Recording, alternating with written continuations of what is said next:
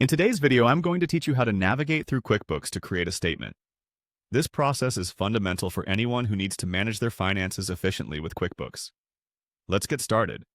First, you'll want to ensure that you're logged into your QuickBooks account. Once logged in, head to the QuickBooks homepage. This will be your starting point for most actions you take within QuickBooks, and from here you'll have access to all the tools and features you need. Next, look for the button labeled New. This is usually located in the top right corner of the dashboard, making it easy to find. Clicking on this button will open up a drop-down menu. This menu contains various options for creating new entries like invoices or customers. But for our purposes, we're focusing on creating a statement. Once you've clicked New, scroll through the options and select Statement. This option allows you to create a statement that provides a summary of your transactions. It's an essential tool for accounting, helping you keep track of your financial activities in a clear and organized manner.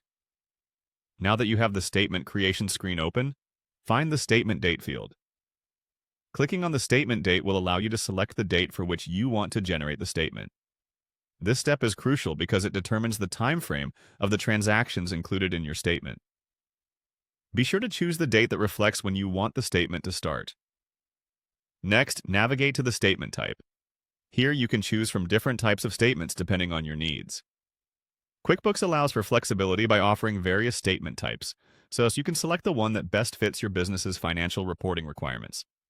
Following this, you'll see the Customer Balance Status field.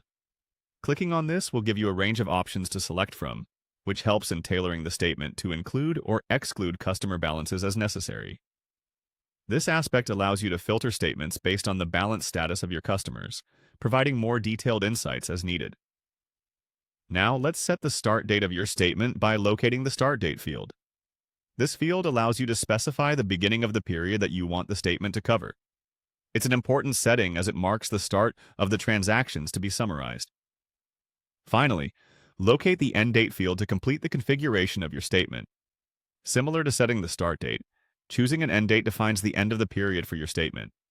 This date finalizes the coverage of your report, so double-check it to ensure accuracy. And there you have it, a complete walkthrough of generating a statement on QuickBooks.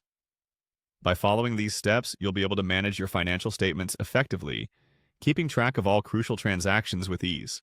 Whether you're a small business owner or handling accounting in a larger setting, these steps will greatly streamline your financial management process. Thanks for tuning in, and happy bookkeeping!